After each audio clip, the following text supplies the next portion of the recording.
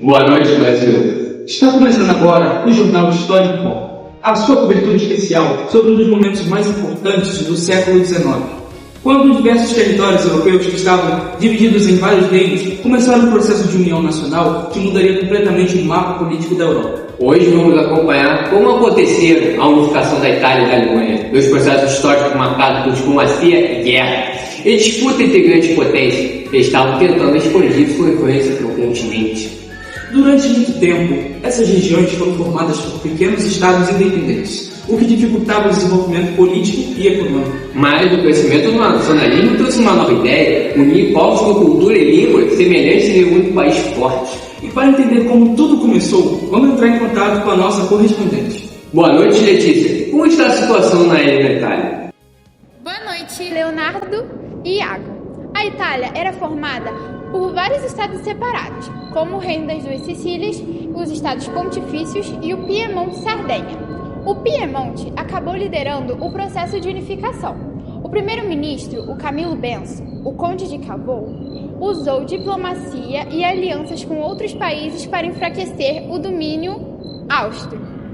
Ao mesmo tempo, Giuseppe Garibaldi liderou campanhas militares com seu grupo de voluntários conhecidos como Camisas Vermelhas.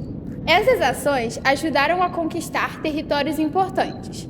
Em 1861, foi proclamado o Reino da Itália. Em 1870, Roma foi incorporada, completando finalmente a unificação italiana.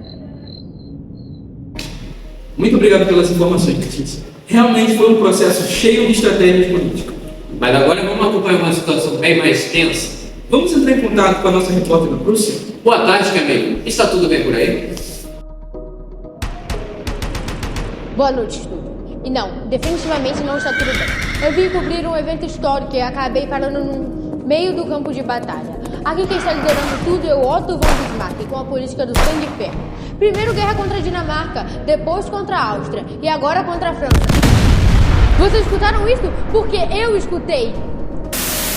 Tem soldados correndo, canhão disparando e eu tentando me esconder contra qualquer coisa que pareça consistente. Mas, apesar do caos, a estratégia da Prússia funcionou.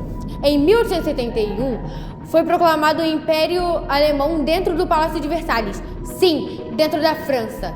Eu repito, dentro da França. Isso não é só vitória, isso é provocação histórica a nível máximo. Realmente, essa é uma situação muito delicada. Agora vamos falar um pouco com a nossa repórter Júlia, que está lá na Áustria, e vai nos contar como está a situação. Boa noite. A Áustria perdeu a guerra contra a Prússia em 1866. Essa derrota fez o país perder sua influência sobre os estados germânicos. Depois disso, o Império passou por uma reorganização política. Em 1867, foi criado o Império Austro-Húngaro. Enquanto isso, a Prússia continuava liderando o processo de unificação alemã. Foi uma grande mudança no equilíbrio de poder europeu.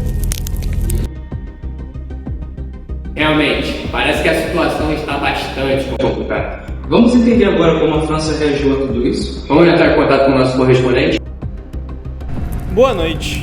A França inicialmente ajudou na unificação italiana, mas quando percebeu o crescimento da Prússia, começou a enxergar isso como uma ameaça.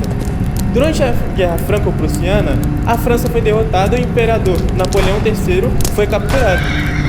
E a proclamação do Império Alemão em Versalhes foi considerada uma grande humilhação para o país.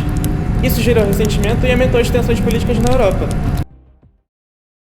Essas mudanças afetaram toda a Europa.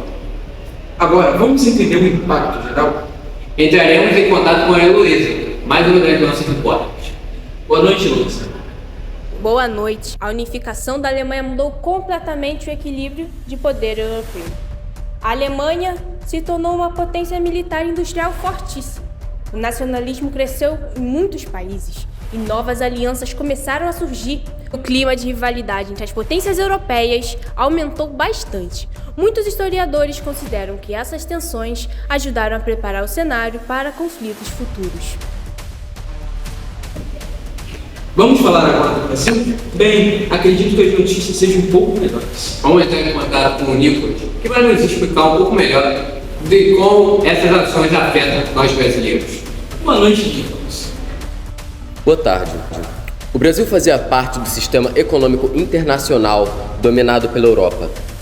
O país exportava principalmente café e outras matérias-primas. A Europa comprava esses produtos, industrializava e depois vendia produtos manufaturados. Isso criava uma relação de dependência econômica. Quando aconteciam guerras ou crises na Europa, os preços e o comércio mudavam. E o Brasil acabava sentindo isso.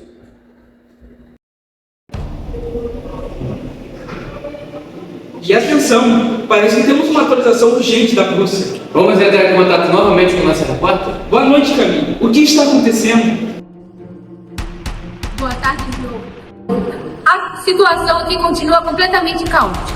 Uma cidadã pediu para falar ao vivo sobre o que está acontecendo. Boa tarde, qual é o seu nome? Boa tarde! Boa tarde, uma Isso aqui dá um caos total. Eu não tenho mais medo, eu vou me chamar de Bia, viu? Que unificação é essa? Que começa brigando com metade da Europa. E proclamar um império dentro da França, isso não é uma estratégia. Isso é provocação internacional. Você acha que isso vai acabar bem? Com licença, eu também quero falar. Mas calma aí, Eu sou soldado. Calma, um de cada vez, por favor. Eu sou apenas um soldado. Disseram que essa guerra era pela pátria e pela unificação. Mas aqui no campo de batalha, a realidade é diferente.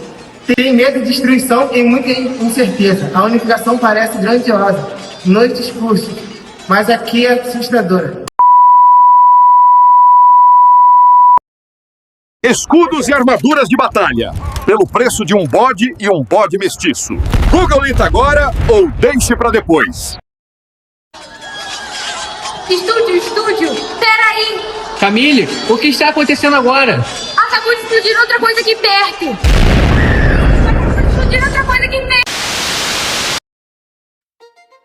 Bom, como podemos ver, a situação histórica da Europa continua bastante agitada. Mas, mesmo em meio à guerra e disputa, esses processos de unificação transformaram completamente o cenário político europeu. A Itália se tornou um país unificado em 1870, com Roma como capital.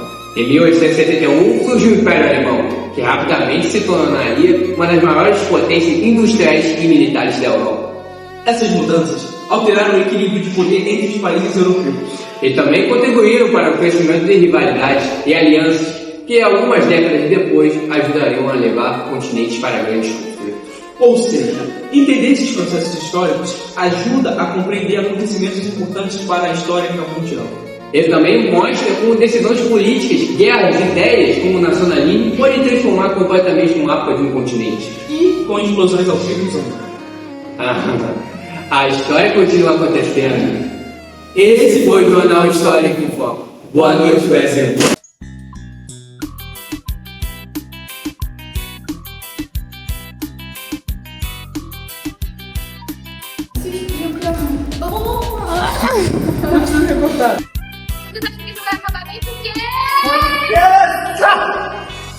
Eu também quero.